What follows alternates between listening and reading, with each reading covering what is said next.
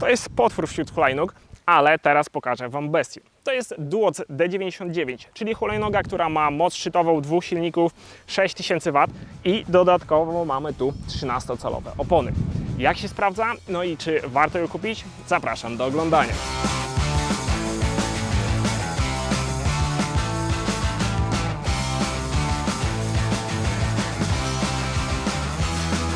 Przez te duże opony to nawet spora hulajnoga Laoty wygląda przy niej na mało. Duoc jest potężna. Waży z siodełkiem prawie 60 kg.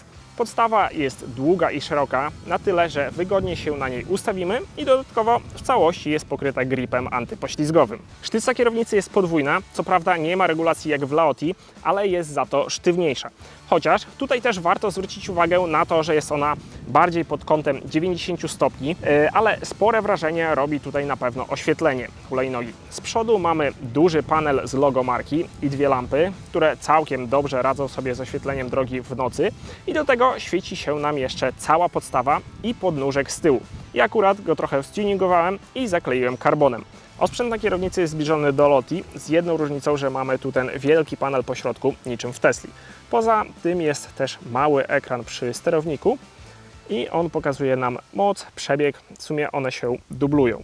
Z lewej strony mamy przyciski od włączania, wyłączania świateł, jest też zmiana kierunków oraz jest klakson, który, jak słyszycie, wydaje taki mroczny dźwięk i dodatkowo wtedy podświetla nam 2 światełka z przodu. Prawa strona to sam sterownik z manetką na palec wskazujący oraz są tutaj jeszcze przyciski Eco Turbo, a także ten od wyboru 1 lub 2 silników. Żeby włączyć hulajnogę, musimy przekręcić kluczyk w stacyjce, później przyciskamy ten przycisk na sterowniku i jak widzicie podświetla nam się od razu ten duży ekran, który pokazuje nam prędkość, tryby, które mamy, dużą baterię oraz tutaj jest jeszcze informacja o naszym przebiegu, czy też naszej aktualnej trasie, którą przejechaliśmy. Na sterowniku przyciskiem Mode zmieniamy tryby pomiędzy 1, 2 i 3. Trójka to oczywiście jest najmocniejszy. No i to, co trzeba powiedzieć, to hulajnoga na start jest zablokowana do 25 km na godzinę i aby ją odblokować, przyciskamy przycisk Mode i włączania naraz. Wtedy przechodzimy w tryb programowania. No i tutaj według instrukcji zmieniamy prędkość maksymalną, tak abyśmy mogli rozpędzać się do tych 85 deklarowanych przez producenta. Zawieszenie z tyłu to 2 sprężyny, no i jeszcze dodatkowo mamy z przodu podwójne amortyzatory w sztycy. Bardzo dobrze one wybierają i tłumią nierówności. Z przodu i z tyłu są też 2 hamulce tarczowe, więc jeżeli chodzi o wyhamowanie, to również hulajnoga daje sobie z tym radę bez problemu.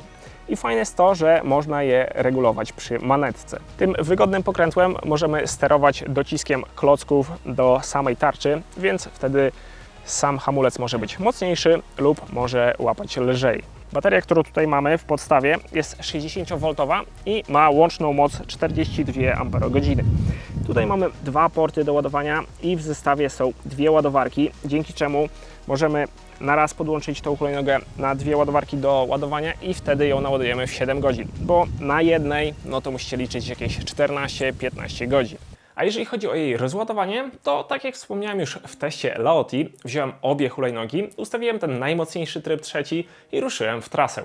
Po mieście, no to wiadomo, w granicach rozsądku i trzeba było uważać na ludzi, więc było sporo hamowania, ruszania ze świateł, wyszło jakieś 30 km.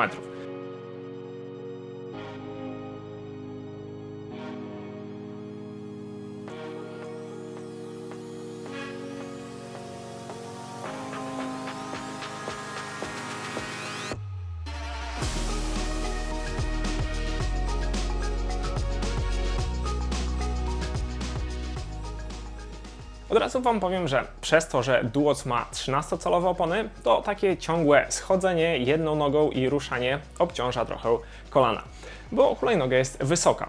Kolejne kilometry w większości były już wykonane na drogach poza miastem i tutaj przewagą Duoc w stosunku do Laoty jest to, że jak była bardziej rozładowana, to nie było żadnych odcięć napięcia czy spowolnień. Hulajnoga, mimo że testowałem prędkość maksymalną, ostro przyspieszałem, aż do pełnego rozładowania, dawała pełną moc. I finalnie udało mi się osiągnąć 76 km, aż hulajnoga sama się wyłączyła. Uważam, że jest to wynik bardzo dobry i przy oszczędnej jeździe w granicach 30 km na godzinę spokojnie zrobimy 100-120 km. Jeżeli chodzi o wobbling, czyli to, że kierownica zaczyna się machać przy większych prędkościach, to jest to na obu modelach, no i zaczyna się tak od prędkości 70 km na godzinę, ale też nie zawsze. Czasami wpadamy w niego przy 50, a czasami w ogóle. To też jest zależne od tego, jak ustawimy nasz środek ciężkości. Ja maksymalnie na duocie jechałem 82 km na godzinę, no i ten licznik u nich zgadza się praktycznie z tym, co pokazywał mi telefon.